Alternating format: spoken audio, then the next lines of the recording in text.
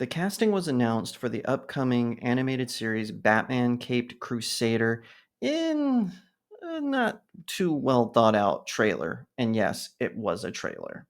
'Cause I've been living life right like I could just die any minute. Going for a ride down the side. Hi everyone, my name is Jacob Berry. Welcome to the StudioJake vidcast where I talk about all things pop culture. Be sure to like, share, subscribe. If you're on YouTube, ring that little bell and consider becoming a channel member. All right, so they did this trailer, and yes, it is a trailer. They're like, no, it's a casting announcement. No, it's a trailer. It's for Batman Cape Crusader, which is coming to Prime Video, Amazon's streaming service. It's Bruce Timm. He's not with Alan Burnett or Paul Dini. He's apparently allied with J.J. Abrams for this series. It takes Batman back to his roots in the 1940s, and they announced the cast list. And one of the biggest ones was Hamish Linklater as Batman, and it seems like he's trying to riff off of Christian Bale's version of Batman. It's got kind of a deep, gargly voice.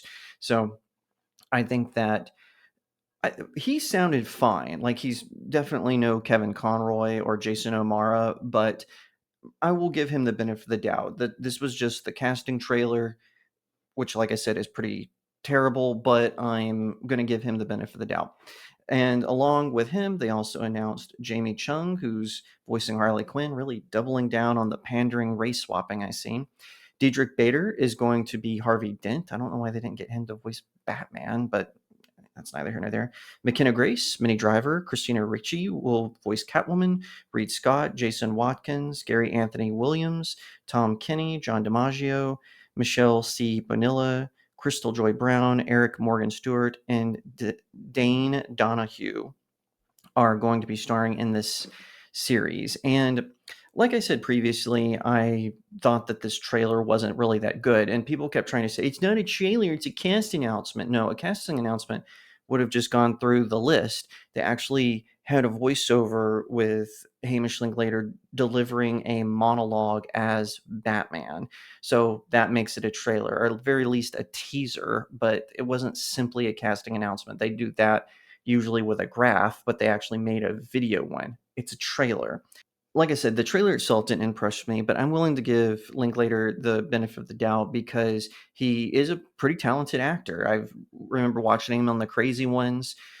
That was an underrated show, by the way. The critics hated it for some reason. It had Robin Williams and Brad Garrett and Sarah Michelle Gellar, and the critics just hated it for some reason. And he also was in it as well, and I thought that show was really funny, and he did a fantastic job. Apparently, he also played Abraham Lincoln in a TV movie, something I'll never be able to unsee, but I've not seen it, but apparently he did a pretty good job. So I'm willing to give him the benefit of the doubt just because of his career and his acting skills.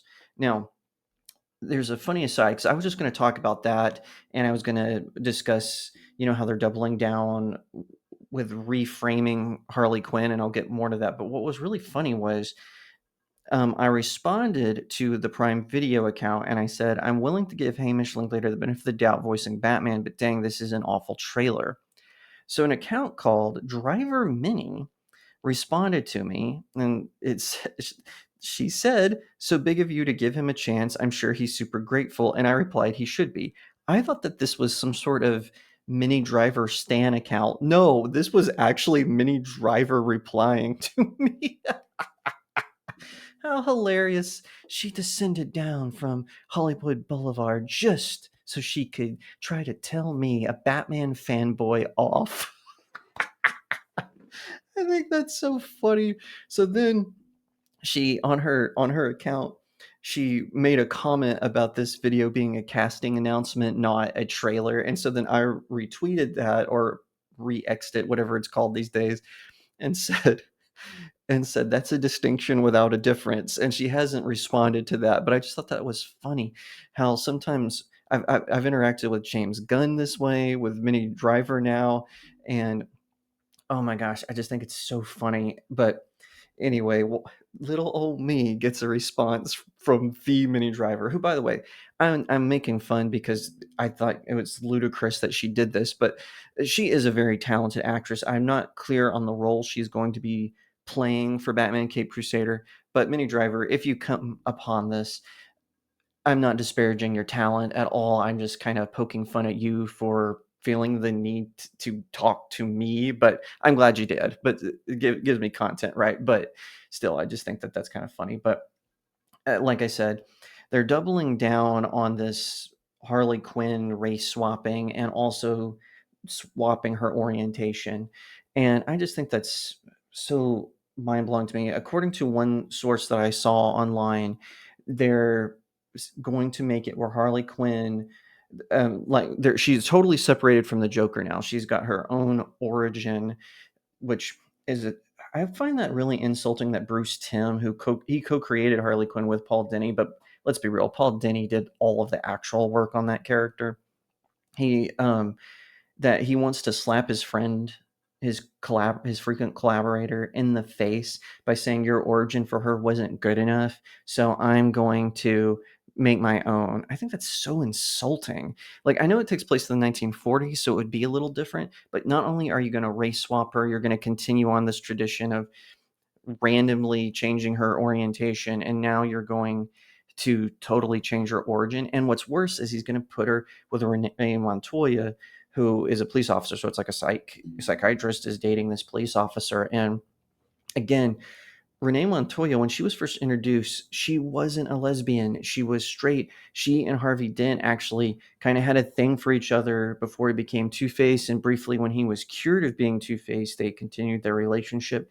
And even after he became Two-Face again, he still had sort of feelings for her. In fact, during the No Man's Land story arc, when Two-Face, I believe he arrests, quote, quote, Commissioner Gordon, puts him on trial, and Montoya invokes their former relationship as a way to pull out Harvey Dent so that he would argue with Two-Face and her and Gordon could escape.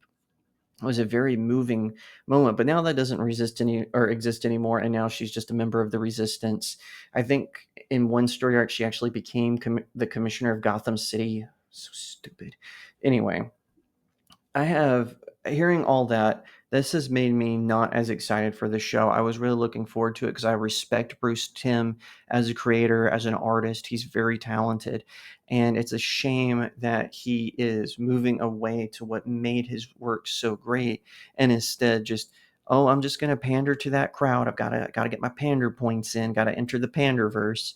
And it's so sad that this is happening to Batman, who's legitimately my favorite comic book character, my favorite of our modern myths.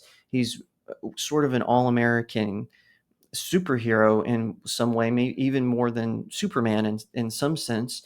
And I just think it's a shame that Warner Brothers Animation, that Prime Video is going to take this. Now, I could be totally wrong. The show could be brilliant aside from the pandering they're doing.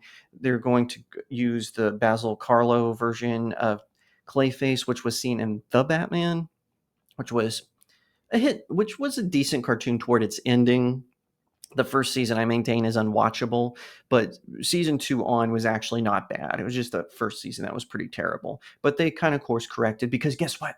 They listened to the fans. They heard the fan feedback and they said, okay, we need to change this. And and Reno Romano, quite frankly, was not the right person to voice Batman. He had previously voiced Spider-Man, and that role was just not right for him. What time will tell if it will be right for Hamish Linklater. Now, this is not a sequel to Batman the Animated Series, so I'm not going to compare him to the late great Kevin Conroy.